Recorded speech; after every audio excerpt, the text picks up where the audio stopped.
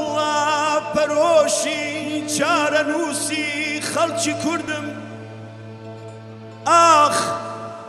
ئاخ لە حەسرەت حاڵی کورد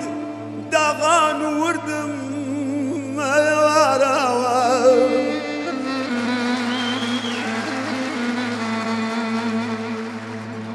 هەتا کە ئەمگەلە تاڵی ببینێ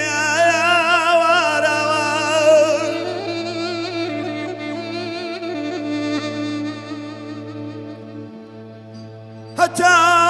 کە ئەمگەلە تاڵی ببینێ کە ساس و دەربەدەر خۆشی نەبی